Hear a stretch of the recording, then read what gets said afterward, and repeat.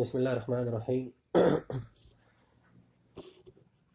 الحمد لله نحمده ونستعينه ونستغفره ونعوذ بالله من شرور أنفسنا ومن سيئات أعمالنا من يهدي الله فلا مضل له ومن يضلل فلا هادي له وأشهد أن لا إله إلا الله وحده لا شريك له وأشهد أن محمدا عبده ورسوله.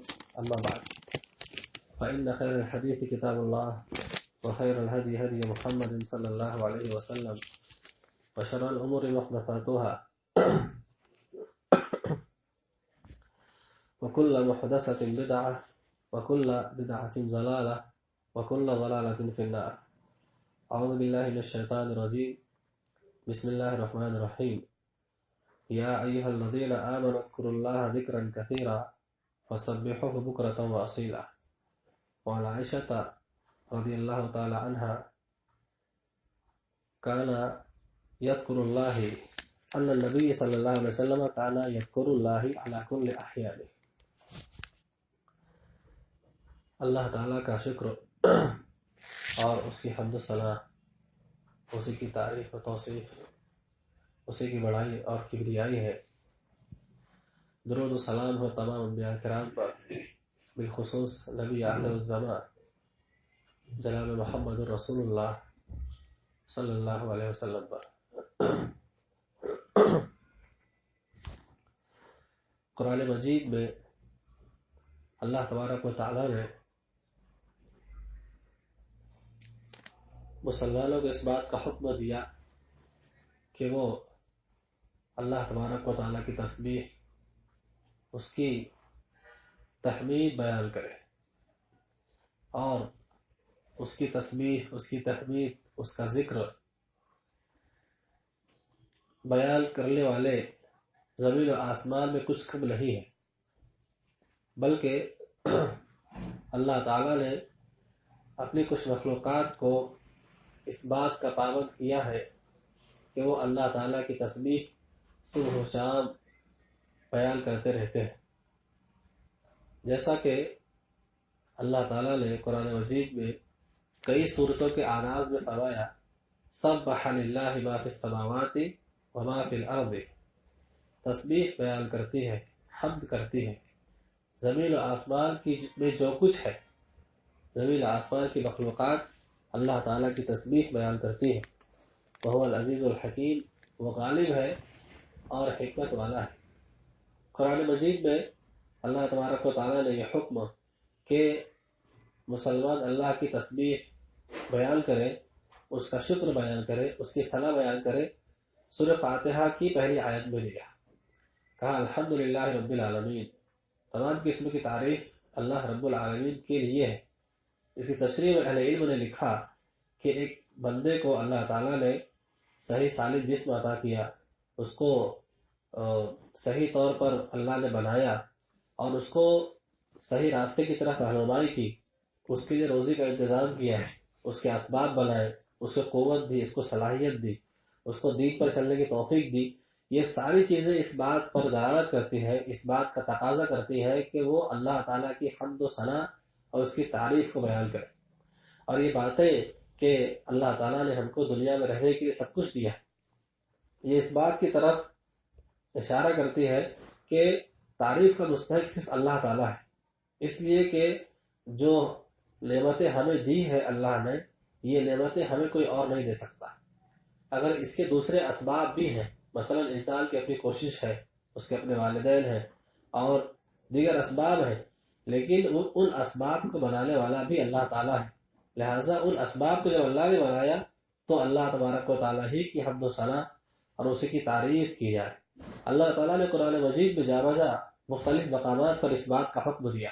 اللہ نے فرمایا، یا ایھا الذین آمنوا اذکروا اللہ ذکرا کثیرا، اے لوگوں جو ایمان لائے، تم اللہ تعالیٰ کا ذکر کثیر کرو، اس کا بہت زیادہ تم ذکر کرو، اس کو بہت یاد کرو۔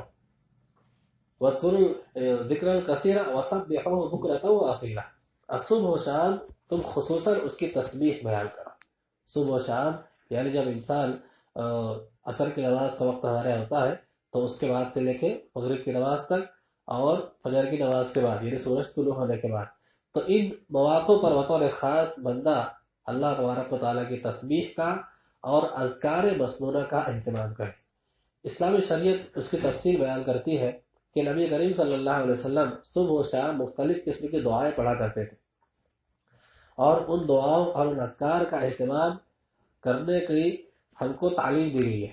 لہٰذا ان اذکار کا اہتمام ہمیں کرنا چاہیے، اس لیے کہ جب ہم صبح کرتے ہیں اور صبح اگر ہمارا اللہ تعالیٰ کے ذکر اور اس کی تسبیح کے ذریعے سے ہماری صبح کا آغاز ہو تو ظاہر سی بات ہے کہ سارا دن ہمارا اچھا گزرے گا۔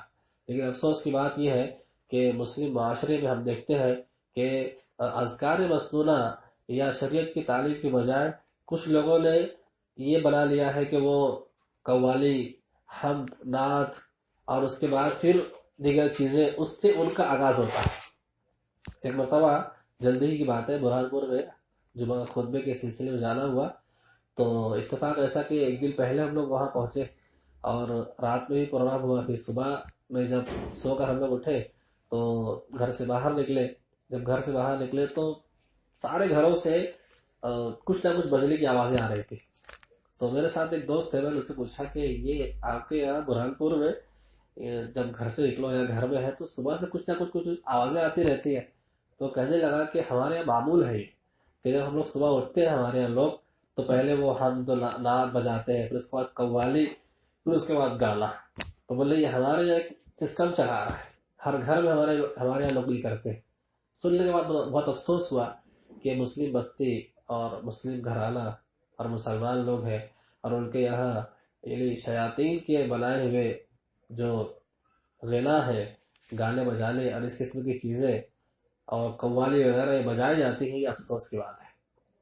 اللہ تعالیٰ نے ہمیں اس بات کا حکم دیا کہ ہم اللہ تعالیٰ کا ذکر کثیر کریں، اور اس ذکر کرنے سے ہمارا ہی فائدہ ہے۔ اللہ تعالیٰ نے فرمایا وَاذْكُرُوا اللَّهَ كَثِيرًا، تم اللہ تعالیٰ کا بہت زیادہ ذکر کرو، لَعَلَّكُمْ تُفْلِحُونَ، تاکہ تم فلاح پا جاؤ۔ مطلب یہ ہوتا ہے کہ اگر بندہ اللہ تعالیٰ کا ذکر کرتا ہے، اس کی تسبیح بیان کرتا ہے اور اس کو یاد کرتا رہتا ہے تو یہ عمل اس کی کامیابی اور اس کی فلاح کا ضامن ہے۔ اس کا الٹا مطلب یہ ہوتا ہے کہ جو لوگ اللہ تبارک و تعالیٰ کی یاد سے غافل ہو جاتے ہیں ان کے لیے کامیابی کا سوال پیدا نہیں ہوتا۔ لہٰذا بندے کو چاہیے کہ وہ اللہ تبارک و تعالیٰ کا ذکر کرتا ہی رہے۔ اللہ تعالیٰ نے فرمایا مومنین اور مومنات کی کئی صفات بیان کی گئی کہ وہ روزہ رکھتے ہیں، نماز پڑھتے ہیں، سچ بولتے ہیں، صدقہ و خیرات کرتے ہیں، شرمگاہوں کی حفاظت کرتے ہیں۔ اسی آیت کے اخیر میں 22 پارے کے پہلے صفحے کی اللہ نے فرمایا وَالذَّاكِرِينَ اللَّهَ كَثِيرًا وَالذَّاكِرَاتِ، اللہ کا بہت زیادہ ذکر کرنے والے مرد اور بہت زیادہ ذکر کرنے والی عورتیں کیا ہے؟ اعد اللہ لهم مغفرۃ واجر عظیما، اللہ نے ان سے مغفرت کا اور اجر عظیم کا وعدہ کیا۔ کون لوگ ہیں؟ جن کے اندر وہ ساری نیکی کی صفات ہے، نماز، روزہ اور شرمگاہ کی حفاظت، صدقہ و خیرات، سچ بولنا، جھوٹ سے بچنا، یہ ساری چیزیں اس کے اندر ہے، لیکن بطور خاص وہ اللہ کو یاد کرنے والے، اللہ کا ذکر بیان کرنے والے ہیں، اس کی تسبیح بیان کرنے والے ہیں۔ اللہ نے فرمایا کہ ان سارے لوگوں کے لیے اللہ نے مغفرت کا اور اجر عظیم کا وعدہ کیا ہے۔ آپ بتائیے ایک مسلمان کو اللہ کی مغفرت مل جائے، اس سے بڑھ کر کیا چاہیے؟ اس سے بڑھ کر کیا چاہیے؟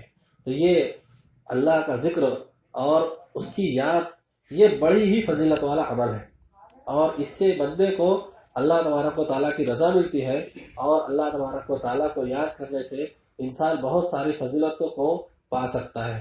اللہ تعالیٰ نے قرآن مجید میں ارشاد فرمایا اتلو ما اوحی الیک من الکتاب واقم الصلاۃ، آپ تلاوت کیجئے، اللہ کے نبی سے خطاب ہے، 21 پارے کی پہلی آیت ہے کہ آپ تلاوت کیجئے ما اوحی الیک، جو آپ کی طرف وحی کیا گیا من الکتاب، کتاب میں سے، واقم الصلاۃ، اور نماز کو قائم کیجئے، ان الصلاۃ تنہی عن الفحشاء والمنکر، بے شک نماز برائیوں سے یعنی فحشا سے اور بے حیائیوں سے روکتی ہے، برائی سے اور بے حیائی دونوں سے روکتی ہے، اور وَلَذِكْرُ اللَّهِ أَكْبَرُ، اور اللہ کا ذکر تو سب سے بڑا ہے، وَلَذِكْرُ اللَّهِ أَكْبَرُ وَاللَّهُ يَعْلَمُ مَا تَصِفُونَ ما تصنعون، جو کچھ تم کرتے ہو اللہ تعالیٰ کو اس کا علم ہے۔ تلاوت کیجیے آپ، کس کو؟ اللہ کے قرآن کو، اللہ کے نبی صلی اللہ علیہ وسلم کو پہلے اللہ تعالیٰ اپنے ذکر کا حکم دے رہا ہے کہ آپ اللہ تبارک و تعالیٰ کے کلام میں سے جو کچھ آپ پر نازل کیا گیا اس کی آپ تلاوت کیجیے. اور پھر اس کے بعد کیا کہا جا رہا ہے کہ ان الصلاۃ تنہی عن الفحشاء والمنکر، نماز کو بھی قائم کیجیے اور نماز بے حیائیوں اور برائیوں سے روکتی ہے. اور ذکر اللہ اکبر، اللہ کا ذکر بہت بڑی چیز ہے. تو اس آیت کریمہ میں اللہ نے اپنے ذکر کرنے کا بھی حکم دیا. تلاوت قرآن کی اللہ کا ذکر ہی ہے، اور پھر بطور خاص یہ بیان فرمایا کہ آپ نماز کو بھی قائم کیجئے، اس لیے کہ نماز برائی اور بے حیائی سے روکتی ہے. اور اللہ کا ذکر تو بہت بڑی چیز ہے.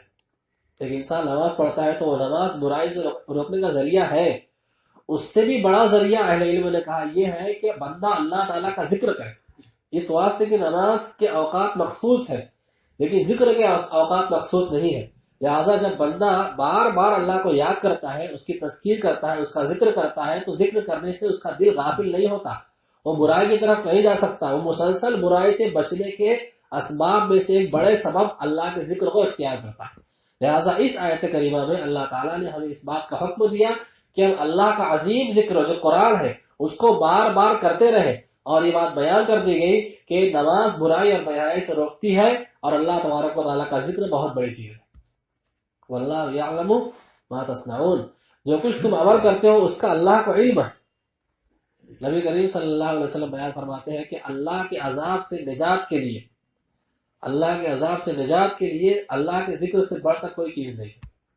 ایک مسلمان اگر یہ چاہتا ہے، اس کے دل میں یہ خواہش ہے، جیسا کہ صحابہ کرام میں تھی کہ وہ اللہ کے رسول صلی اللہ علیہ وسلم کے پاس میں آتے اور پوچھتے کہ اللہ کے نبی صلی اللہ علیہ وسلم ہماری نجات کیسے ہوگی، ہم آخرت میں کامیاب کیسے ہوں گے، فلاح کیسے پائیں گے. یہ طلب جو صحابہ کرام میں تھی، اس طلب کو سامنے رکھنے کے بعد اس روایت کو سامنے رکھیے کہ اللہ کے رسول نے فرمایا کہ اللہ کے عذاب سے نجات دلانے کے لیے اللہ کے ذکر سے بڑھ کر کوئی چیز نہیں. ایک بندہ یہ چاہتا ہے کہ وہ اللہ کے عذاب سے بچ جائے تو اس کو اللہ تبارک و تعالیٰ کا ذکر کرنا چاہیے. قرآن مجید میں اللہ تبارک و تعالیٰ فرماتا ہے وَاذْكُرْ رَبَّكَ فِي نَفْسِكَ، اپنے رب کو آپ یاد کیجیے. کیسے یاد کیجیے؟ فی نفسک تضرعا وخیفۃ ودون الجہر من القول بالغدو والآصال، آپ تضرع کے ساتھ، عاجزی اور خاکساری کے ساتھ اور اللہ سے ڈرتے ہوئے اپنے دل میں اللہ کو یاد کیجیے، اور اونچی آواز کے بجائے دھیمی آواز سے اللہ کو یاد کیجیے. یعنی جہرن کی بجائے سرن اللہ کا ذکر کیجیے. اور کیا کہ بالغدو والآصال، اللہ کو آپ تضرع خاکساری کے ساتھ، خوف کے ساتھ آپ یاد کرتے رہے صبح و شام. یعنی صبح و شام بطور خاص اللہ کا ذکر کرے، اس کی تسبیح بیان کرے، اس کی تحمید بیان کرے. اور فرمایا وَلَا تَكُن مِنَ الْغَافِلِينَ، آپ غافلوں میں سے نہ ہو جائے.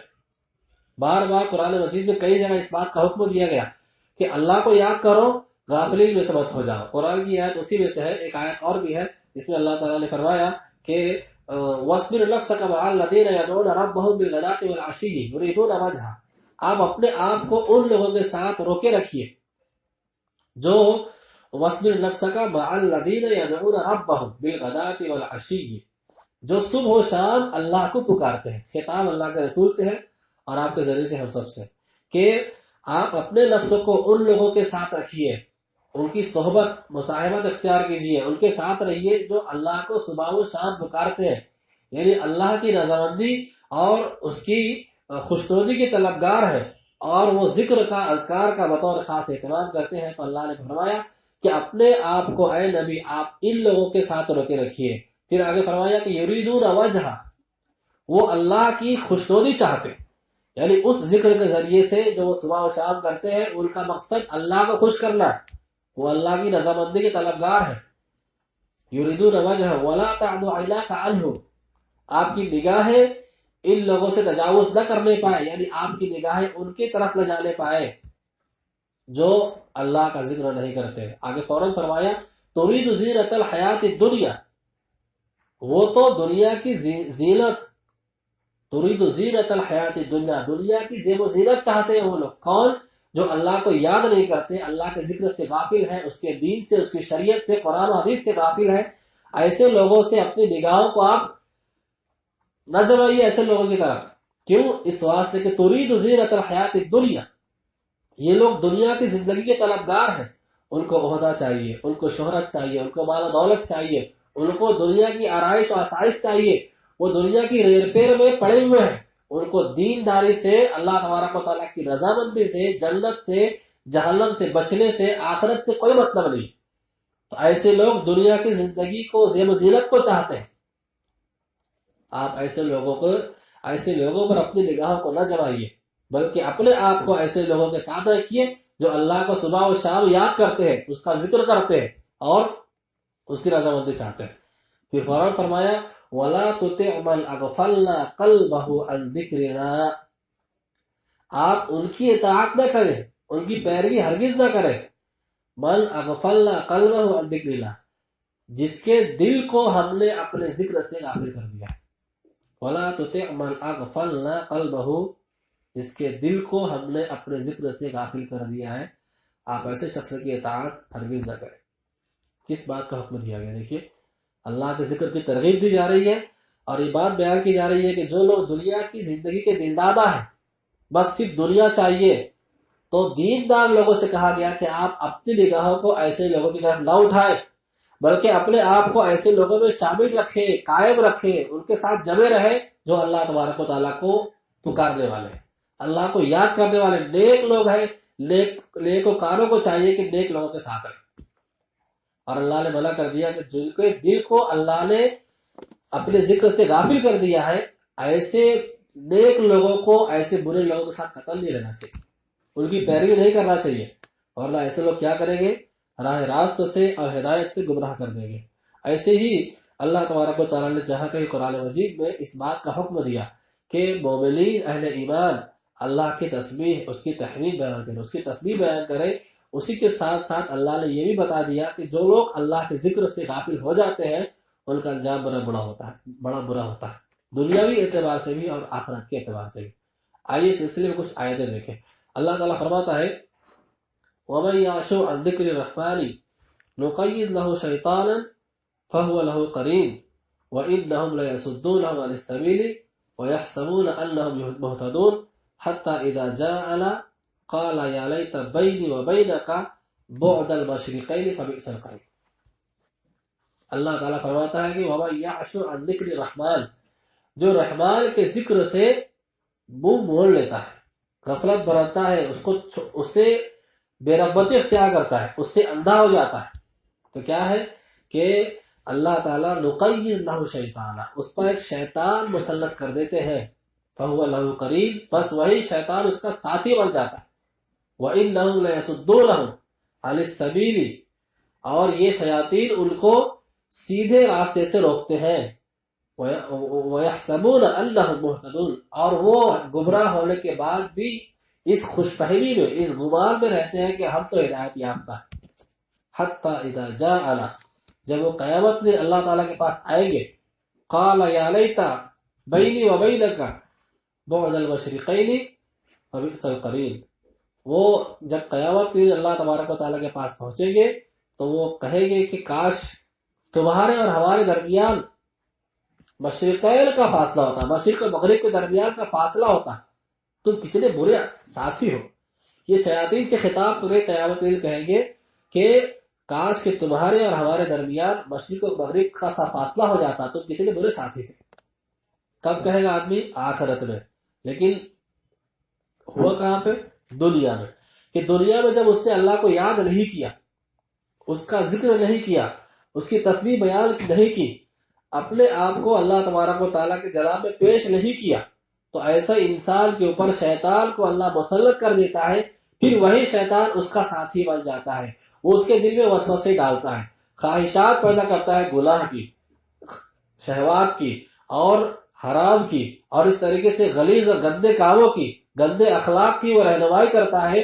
نتیجہ یہ نکلتا ہے کہ انسان شیطان کی رہنمائی میں کام کرنے لگ جاتا ہے. اور کبھی کبھی اہل علم نے کہا کہ اس آیت کا یہ معنی بھی ہو سکتا ہے کہ شیطان اس کا ساتھی بنتا ہے اور وہ خود شیطان کا ساتھی بن جاتا ہے. دونوں ایک دوسرے کے ساتھی ہو گئے، سنگت مل گئی شیطان کی، تو شیطان کی سنگت اور اس کا ساتھ انسان کو برے مقام پر لے کر جانے والا ہے. اور یہ تو اتنا خطرناک معاملہ ہے کہ جب آدم علیہ السلام اور آپ کی بیوی حوا علیہ السلام ان لوگوں کا جنت میں جو معاملہ تھا تو شیطان ہی نے ان کو بہکایا تھا، اور یہی خوش فہمی بتائی تھی کہ یہ شجرت خلد جو ہے، ہاں، ممنوعہ درخت، اس کو کھانے کے بعد تم فرشتے بن جاؤ گے اور جنت پہ ہمیشہ رہو گے۔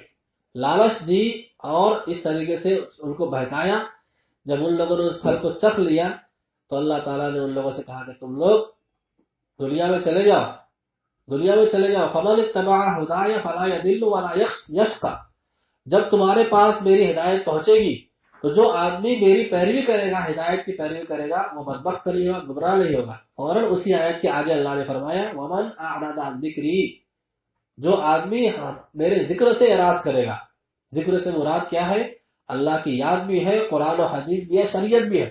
جو آدمی اللہ کی یاد سے، اللہ کے احکامات سے روگردانی کرے گا تو اللہ تعالیٰ فرماتا ہے فَإِنَّ لَهُ مَعِيشَةً ضَنْكَ، ہم اس کی زندگی کو تنگ کر دیں گے۔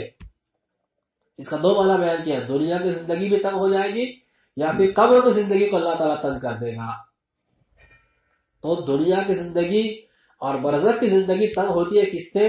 انسان جب اللہ تعالیٰ کے ذکر سے اعراض کرتا ہے، منہ موڑ لیتا ہے، منہ موڑے ہوئے ہے، گانے بجانے سن رہا ہے، قوالیاں سن رہا ہے، اس طرح کی واہیات پہ پڑا ہوا ہے وہ۔ ابھی ہمارے چل رہا ہے پب جی گیم اور پتہ نہیں کیا کیا چل رہا ہے۔ وہ ایک گیم آتا ہے ہمارے نوجوان کھیلتے ہیں، جو ادھر سے کوئی جوائن ادھر سے جوائن ہے، آن لائن ہے، جو اس کو پوائنٹ ملتا ہے اس کو پوائنٹ ملتا ہے۔ یہ کیا ہے؟ یہ جوئے کی شکل ہے۔ یہ ان واہیات میں اللہ کے ذکر کو چھوڑ کر آج واہیات پہ پڑے ہوئے۔ اللہ تعالیٰ کہہ رہا ہے کہ جو آدمی ہمارے ذکر سے اعراض کرے تو شیطان کو ہم مسلط کر دیتا ہے۔ یہ پب جی مسلط ہو گیا ہمارے اوپر موبائل میں، ہاں موبائل مسلط ہو گیا، فیس بک واٹس ایپ مسلط ہو گئے۔ غلط استعمال ہے تو صحیح استعمال کی بات نہیں۔ اب یہی چیزیں اس کی ساتھی بنے گی۔ اللہ تعالیٰ اس آیت میں فرماتا ہے کہ جو ہمارے ذکر سے اعراض کرے گا دنیا کی زندگی کو تنگ کر دیں گے۔ وہ صبح اٹھے گا، کاروبار میں محنت کرے گا، سب کچھ کرے گا، برکت نہیں ہوگی۔ بہت اچھا گھر ہے، بہت بڑا گھر ہے، 4 ویلر سب کچھ ہے، آرام سے رزق ملتا ہے اس کو، گھر میں سکون نہیں ہے۔ کیوں؟ اس واسطے کہ وہ گھر کے لوگ اللہ کے ذکر سے غافل ہو گئے۔ جب اللہ کے ذکر سے غافل ہو گئے تو اللہ نے سکون چھین لیا، اللہ نے برکت چھین لی، ذہنی سکون کو ختم کر کے ذہنی تناؤ ڈال دیا اللہ نے۔ کیوں؟ اس واسطے کہ اس نے اللہ تعالیٰ کے ذکر کو فراموش کر دیا۔ اور پھر اللہ تعالیٰ فرماتا ہے کہ وَنَحْشُرُهُ يَوْمَ الْقِيَامَةِ أَعْمَى، قیامت کے دن ہم اس کو اندھا بنا کے اٹھائیں گے، نابینا کر کے اٹھائیں گے۔ وہ اللہ سے کہے گا کہ قال ربی لما حشرتنی اعمی، پروردگار تو نے مجھے یہاں جمع کیا، بلایا اس حالت میں کہ میں نابینا ہوں۔ قال ربی لما حشرتنی اعمی، ایسا کیوں ہے؟ تو نے مجھے اندھا بنا کے کیوں اٹھایا؟ وقد كنت بصیرا، حالانکہ دنیا میں دیکھنے والا تھا۔ اللہ تعالیٰ فرماتا قال كذلك، اللہ تعالیٰ کہے گا کہ اسی طرح، قال كذلك اتتك آیاتنا فنسیتها، تیرے پاس ہماری آیتیں آئی تھی، ہمارا ذکر آیا تھا، ہمارا قرآن آیا تھا، ہماری شریعت آئی تھی، آیاتنا فنسیتها، تو نے اسے بھلا دیا تھا، وكذلك اليوم تنسى، اسی طرح آج تمہیں ہم بلا دیں گے۔ اندازہ لگائی کہ اللہ تعالیٰ قیامت کے دن ان لوگوں کو جو اس کے قرآن سے، اس کی شریعت سے، اس کی یاد سے، اس کی تسبیح سے، اس کے ذکر سے غافل ہے، اللہ تعالیٰ دنیا میں تنگ زندگی دے گا، اور جب آخرت میں اٹھائے جائیں گے تو اندھے بل کے اٹھائے جائیں گے۔ کتنے ایسے مسلمان ہیں؟ قرآن کی آیتیں پیش کیجیے، آپ شریعت کے احکامات بیان کیجیے، اللہ کے رسول کا طریقہ بیان کیجیے، سنتیں بیان کیجیے، تو کہیں گے کہ یہ ہمارے امام کے قول کے خلاف ہے، یہ تو ہمارے مسلک میں نہیں ملتا ہمیں ایسا، ہمارے سماج میں تو ایسا نہیں ہے۔ اللہ کی شریعت ایک حکم بیان کرتی ہے، اللہ کا ذکر آپ کے سامنے بیان کیا جاتا ہے۔ اگر آپ ان سب باتوں کو پیش کر کے اس سے اعراض کرتے ہیں تو جان لیجئے کہ اللہ تعالیٰ نے اس آیت میں وعید بیان فرمائی ایسے ہی لوگوں کے لیے جو قرآن و حدیث سے، شریعت سے، اللہ کے ذکر سے اعراض کرتے ہیں۔ ان کا یہ انجام ہے کہ وہ قیامت کے دن نابینا بنا کے اٹھائے جائیں گے۔ اور کتنی بری بات ہوگی کہ ایک مومن کو اللہ تعالیٰ، یا ایک مسلمان کو دنیا میں اللہ نے بہت صلاحیت دی، آنکھ دی، صحیح سالم جسم دیا، سوچنے سمجھنے کے لیے عقل سے نوازا، لیکن جب قیامت کے دن پہنچے گا تو اللہ تعالیٰ آنکھیں چھین لے گا، وہاں تو پہلے اندھیرا ہوگا، یہ عذاب کی شکل ہوگی اس کے لیے۔ اور اگر آخرت میں برزخ کی زندگی یعنی قبر کی زندگی تنگ کر دی جائے تو اللہ کے رسول نے اس کی بیان فرمائی اس کی کیفیت کہ جب قبر تنگ کر دی جاتی ہے تو پسلیاں اس طرح مل جاتی ہیں جس طرح یہ دونوں ہاتھوں کی انگلیاں ملتی ہیں. تو یہ عذاب قبر کا ایک ذریعہ ہے کہ انسان اللہ تعالیٰ کے ذکر سے اپنے آپ کو غافل کر لے. اور اللہ نے منع کیا وَلَا تَكُن مِنَ الْغَافِلِينَ، آپ غافلین میں سے ہرگز نہ ہو جائیں، غافل ہونے والوں میں سے آپ نہ ہو جائیں.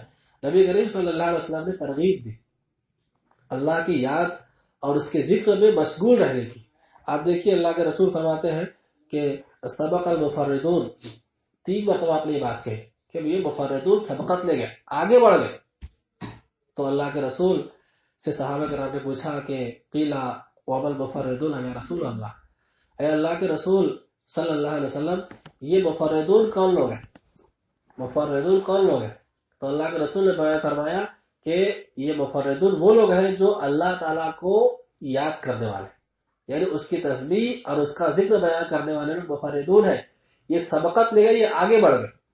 اس حدیث کو ایک حدیث سمجھیے، صحیح مسلم کی روایت ہے کہ اللہ کے نبی کے پاس میں کچھ غریب صحابہ کرام آئے اور انہوں نے شکایت کی اللہ کے نبی صلی اللہ علیہ وسلم، معاملہ یہ ہے کہ ہمارے درمیان کچھ امیر صحابہ بھی ہیں اور یہ امیر صحابہ کرام اللہ کے راستے میں اپنے مالوں کو خرچ کرتے ہیں، صدقہ و خیرات کرتے ہیں، زکوٰۃ دیتے ہیں، حج کرتے ہیں، عمرہ کرتے ہیں. اس طرح سے وہ نیکی میں ہم سے آگے نکل جاتے ہیں. تو اللہ کے رسول نے فرمایا ٹھیک ہے میں تمہیں کچھ اذکار بتاتا ہوں، اگر تم ان اذکار کو معمول بنا لو تو تم ان صحابہ کرام سے نیکی میں آگے بڑھ جاؤ گے. کہا اللہ کے رسول اچھی باتیں بتائیے. تب اللہ کے رسول نے بیان فرمایا کہ ہر نماز کے بعد 33 مرتبہ سبحان اللہ اور 33 مرتبہ الحمدللہ اور 33 مرتبہ اللہ اکبر پڑھ لو اور لا الہ الا اللہ وحدہ لا شریک لہ کے ذریعے سے 100 کی گنتی پوری کر دو. لا الہ الا اللہ وحدہ لا شریک لہ لہ الملک و لہ الحمد وهو علی کل شیء قدیر. ہاں تو تم جب ایسا کر لو گے تو ان امیر صحابہ کرام کے برابر اجر میں ہو جاؤ گے. خوش ہو گئے صحابہ کرام. غور کیجئے وہ صحابہ ان میں نیکی کے مزاج کیسا ہے. تو اللہ کے نبی نے ان کو ذکر بتایا. اب دوسری روایت پہ ہے کہ وہ کچھ دن بعد پھر آئے صحابہ کرام، وہی صحابہ کرام. کہا اللہ کے رسول صلی اللہ علیہ وسلم یہ باتیں تو ان امیر صحابہ کو ہی معلوم ہو گئی، اب وہ اس پر عمل کرنے لگے تو آپ بھی پیچھے ہو گئے. اللہ کے رسول نے فرمایا ذالک فضل اللہ یؤتیہ من یشاء، یہ اللہ کا فضل ہے، اسے چاہتا ہے نوازتا ہے. تو ایک آدمی اللہ کا ذکر کر رہا ہے اور مال کو بھی اللہ کے راستے میں خرچ کر رہا ہے، دوسری نیکیاں بھی کر رہا ہے، تو یہ ذکر کرنے کی وجہ سے، مال کو اللہ کے راستے میں خرچ کرنے کی وجہ سے کیا ہو گئے، آگے بڑھ گئے نیکی میں. یہی ہے سبق المفردون کہ مفردون آگے بڑھ گئے، سبقت لے گئے نیکی کے اندر. یہ لوگ اور جو آدمی اللہ کا ذکر کرتا ہے وہ واقعی اللہ تعالیٰ کا پسندیدہ بندہ بن جاتا ہے. اللہ تعالیٰ فرماتا ہے جب کوئی بندہ، اللہ کا نبی فرماتے ہیں کہ اللہ تعالیٰ کہتا ہے جب کوئی بندہ مجھ کو اپنے جی میں یاد کرتا ہے، دلی دل وہ اللہ کا ذکر کرتا ہے خاموشی کے ساتھ، تو اللہ تعالیٰ اس کو اپنے نفس میں یاد کرتا ہے، اپنے جی میں یاد، جیسے اللہ کے شان کو لائق ہے.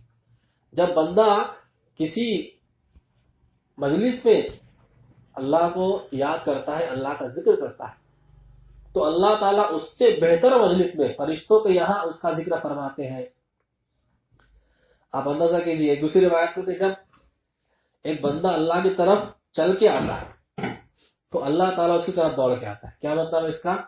جتنی انسان کے اندر اللہ سے خواہش ہے کہ وہ اللہ کی طرف لپکے تو اللہ تبارک و تعالیٰ اپنے بندے کی طرف التفات فرماتا ہے کہ میرے بندے نے مجھے یاد کیا. تو جتنی تیزی سے بندہ اللہ کو یاد کرے گا اللہ تعالیٰ اس سے بھی زیادہ اس پر دھیان دے گا.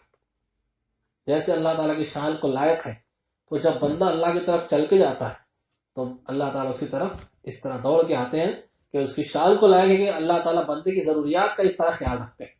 جو بندہ اللہ کا ذکر کرتا ہے، اللہ کو یاد کرتا ہے، تو ہر طرف سے وہ اللہ تعالیٰ کی رحمت کے سائے میں آ جاتا ہے. اللہ کے رسول فرماتے ہیں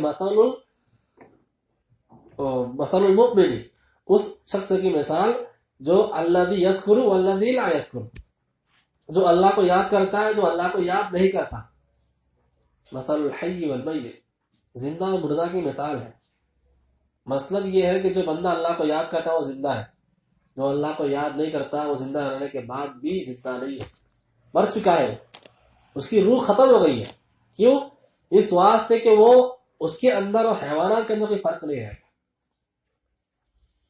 حیوانات بھی کھاتے پیتے ہیں، اپنی روزی حاصل کر لیتے ہیں، بچے پیدا کر لیتے ہیں، بچوں کو پال لیتے ہیں، اپنی زندگی کسی سائے میں کسی کونے میں جا کے گزار لیتے ہیں. ایسے ایک انسان جو اللہ کے ذکر سے غافل ہے، وہ بھی مال کو حاصل کر لیتا ہے، مال خرچ کر لیتا ہے، شادی بیاہ کر لیتا ہے، بچے پیدا کر لیتا ہے، اور اپنی کٹیا میں اپنے گھر میں زندگی گزر بسر کر لیتا ہے، اللہ کو یاد نہیں کرتا. تو حیوان اور انسان میں کوئی فرق نہیں، صرف شکل کا فرق ہے. لہذا اللہ کا ذکر انسان کو ممتاز بناتی ہے. انسان اللہ تبارک و تعالیٰ کا ذکر کرنے کی وجہ سے اللہ تعالیٰ کے یہاں مہذب اور معزز بن جاتا ہے. اور جب بندہ اللہ کے رسول نے فرمایا شیطان اللہ کو یاد کرتا ہے تو شیطان اس کے دل سے غائب ہو جاتا ہے، یعنی شیطان کا اثر ختم ہو جاتا ہے. اور جب بندہ اللہ کے ذکر سے غافل ہو جاتا ہے تو شیطان پھر دل پر آ کے بیٹھ جاتا ہے اور پھر اس کو بہکانے لگتا ہے. تو شیطان کے وسوسوں سے، اس کے آسیب سے، اس کی مصیبتوں سے بچنے کا اچھا راستہ یہ ہے کہ ہم اللہ تعالیٰ کا ذکر کریں اور اللہ تعالیٰ کو بہت زیادہ کثرت کے ساتھ یاد کریں. نبی کریم صلی اللہ علیہ وسلم نے ایک صحابی سے فرمایا تھا، وہ صحابی نے پوچھا اللہ کے نبی کو نصیحت فرمائیے، تو اللہ کے رسول نے فرمایا تیری زبان اللہ تعالیٰ کے ذکر میں ہمیشہ تر رہے، یعنی واقعی تو مسلسل صرف اللہ تبارک و تعالیٰ کو یاد کرتا ہے. حضرت عائشہ کی روایت میں نے بیان کی، کہا یقول اللہ علی کل احیان، اللہ کے نبی کے بارے میں بیان کرتی ہوں کہ رسول اللہ صلی اللہ علیہ وسلم ہر حالت میں اللہ تعالیٰ کا ذکر کرنے والے تھے. آپ سو رہے ہیں، سو کر اٹھ رہے ہیں، اللہ کا ذکر کر رہے ہیں، باتھ روم جا رہے ہیں اس سے پہلے اللہ کا ذکر کر رہے ہیں، نکل رہے ہیں تو اللہ کا ذکر کر رہے ہیں، ہاں سفر میں ہے تو اللہ کی یاد میں، حضر میں ہے تو اللہ کی یاد میں، کھڑے ہیں تو اللہ کی تسبیح بیان کر رہے ہیں، بیٹھے ہیں تو اللہ کی تسبیح بیان کر رہے ہیں. ہر وقت اللہ کے نبی صلی اللہ علیہ وسلم اللہ تبارک و تعالیٰ کا ذکر کر ہی رہے.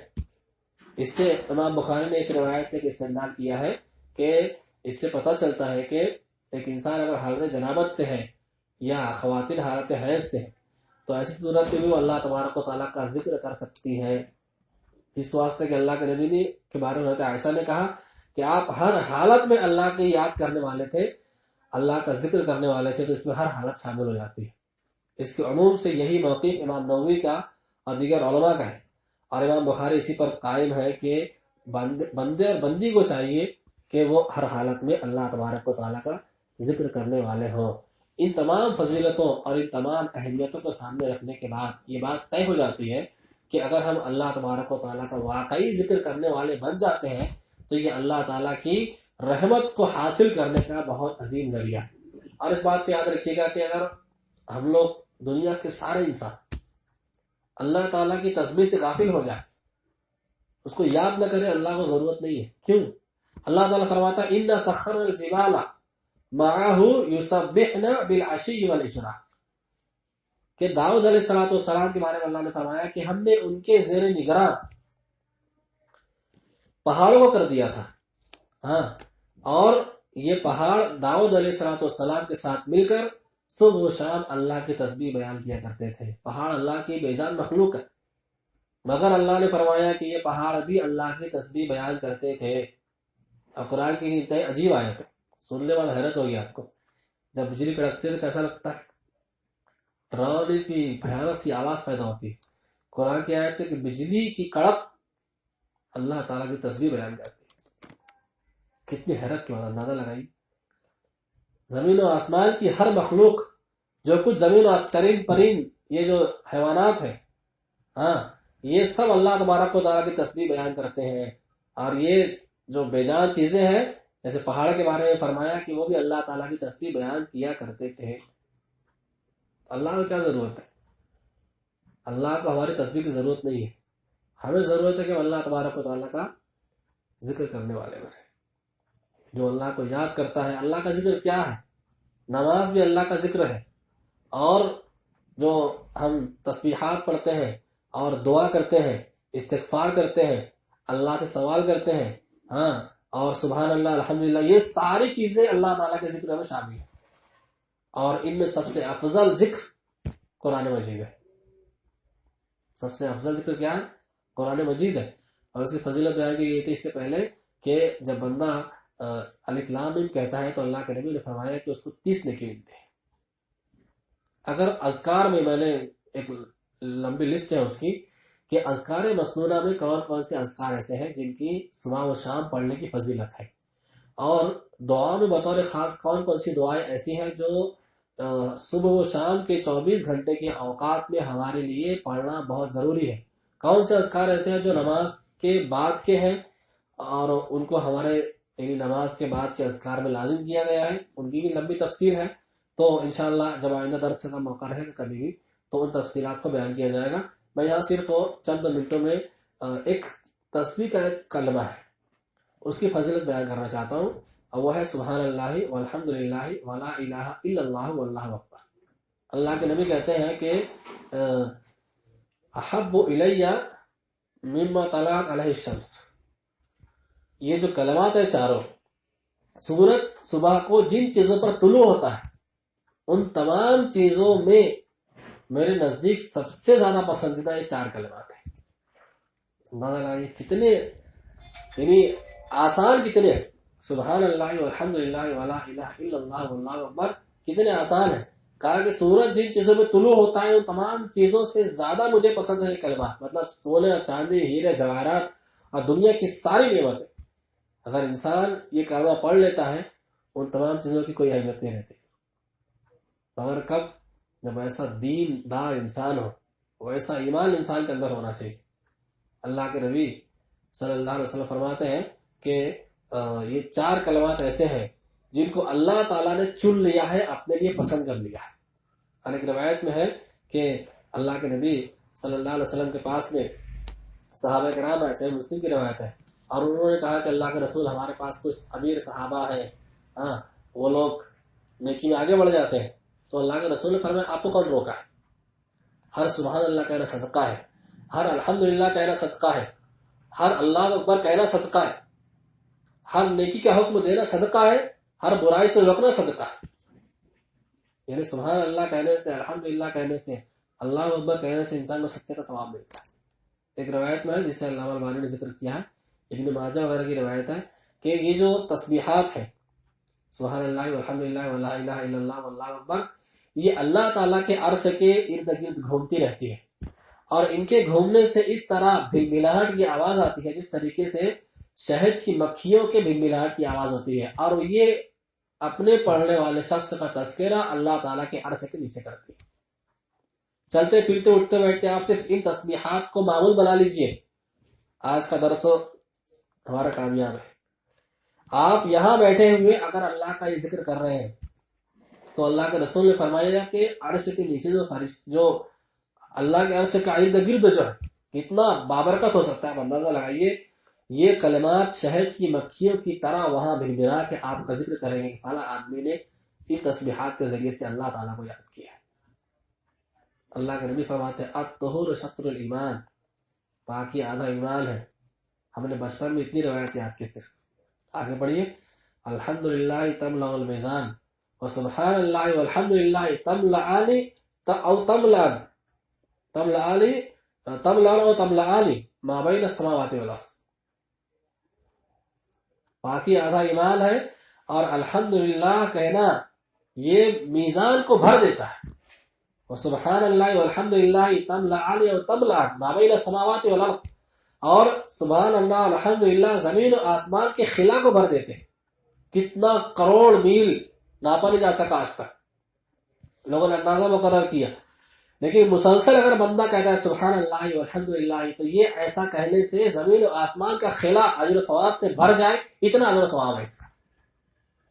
ہمارے لوگ بولتے اس تسبیح کو اتنی مرتبہ پڑھیں گے تو 80 لاکھ ثواب، اتنی اس کی تعین شریعت نے نہیں کی ہے۔ اگر کوئی چیز ثابت ہوتا ہے اسے ماننا چاہیے، لیکن یہ ثابت نہیں ہے۔ بتایا گیا کہ سبحان اللہ الحمدللہ کہنے سے میزان بھاری ہو جاتا ہے، میزان بھاری ہو جاتا ہے۔ اور کہا کہ افضل ذکر لا الہ الا اللہ، افضل ذکر ہے کہ بندہ لا الہ الا اللہ کہے، اس کا مسلسل معمول بنا لے، اہتمام کر لے۔ اللہ کے نبی صلی اللہ علیہ وسلم گزر ایک مرتبہ محدث امت حضرت ابو ہریرہ رضی اللہ تعالیٰ کے پاس سے ہوا، تو کیا دیکھتے ہیں کہ وہ کوئی پودا لگا رہے ہیں، تو اللہ کے نبی نے کہا کہ ابو ہریرہ کیا اس کاشتکاری سے تم کیا کر رہے ہو؟ کہا اللہ نے پودا لگا رہا ہوں۔ کہا کہ اس سے بہتر میں کاشتکاری بتاؤں؟ کہا بالکل بتائیے۔ کہا کہ سبحان اللہ والحمد للہ ولا الہ الا اللہ واللہ اکبر ولا حول ولا قوۃ الا باللہ۔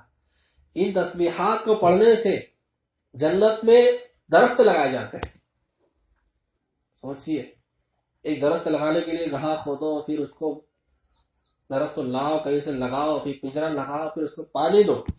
دنیا کے اعتبار سے کتنا فائدہ دے گا، وہ بڑا ہوگا، پھل دے گا یا سایہ دے گا۔ لیکن جنت میں درخت لگایا جاتا ہے اس کی وجہ سے۔ اور الحمدللہ، بسم اللہ، یہ اتنے مزیدار کلمے ہیں، اگر ان میں سے ایک ایک کی فضیلت بیان کی جائے، میں نے مالک کو درس دیا، بسم اللہ میں میرا ایک درس ہوا، پھر الحمدللہ پہ ایک درس ہوا، ابھی ختم نہیں ہوا۔ اللہ کے نبی فرماتے ہیں کہ جب کوئی بندے کے پاس اس کے بیٹے کی روح قبض کرنے کے لیے فرشتے آتے ہیں اور اس کی روح قبض کر لیتے ہیں، تو اللہ کے یہاں پہنچتے ہیں تو اللہ تعالیٰ پوچھتا ہے کہ میرے بندے کے پھول کی روح کو جب تم نے قبض کیا تو اس نے کیا کہا تھا؟ فرشتے کہتے ہیں، جبکہ اللہ کو معلوم ہے، کہ تیرے بندے نے کہا الحمدللہ انا للہ و انا الیہ راجعون، ہر قسم کی تعریف اللہ کے لیے اور ہم بھی اللہ کے لیے اور ہم کو بھی اللہ کی طرف لوٹ کر جانا ہے۔ پروردگار تیرے بندے نے تیری حمد بیان کی، تو اللہ تعالیٰ کہتا ہے کہ میرے بندے کو پھول کے تم نے لیا، اس کی روح قبضہ کی، اس نے میری حمد بیان کی، اس کے لیے جنت پہ ایک محل بنا دو، اس کا نام بیت الحمد رکھ دو۔ کیا کہا تھا اس نے؟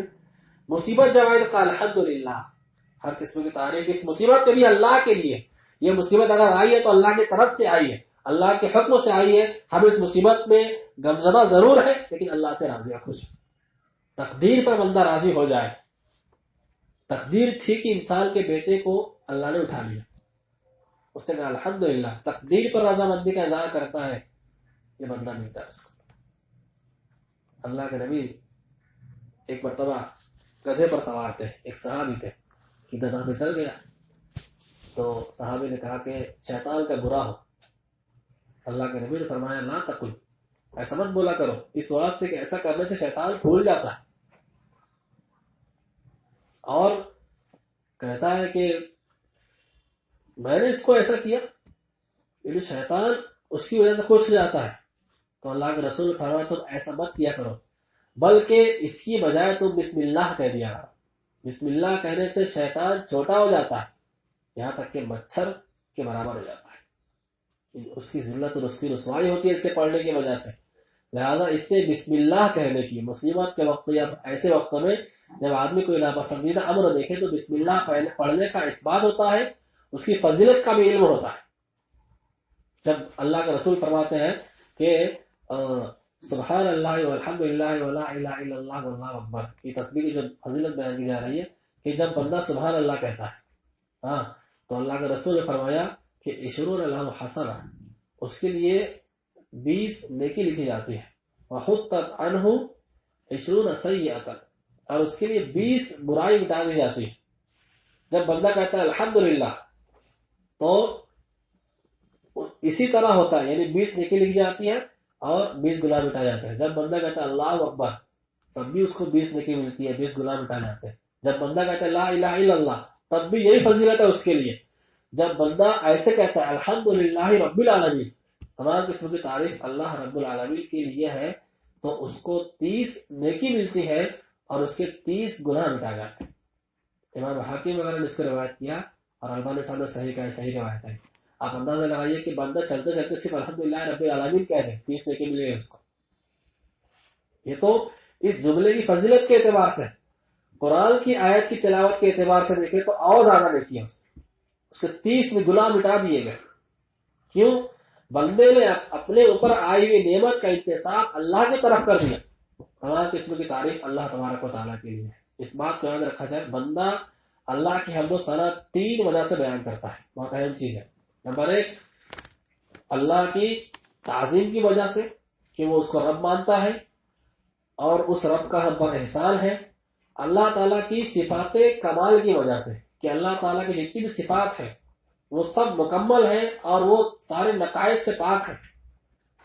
تو اللہ کی عظمت کی وجہ سے بندہ اللہ کی حمد بیان کرتا ہے اور اس کو بیان کرنا چاہیے۔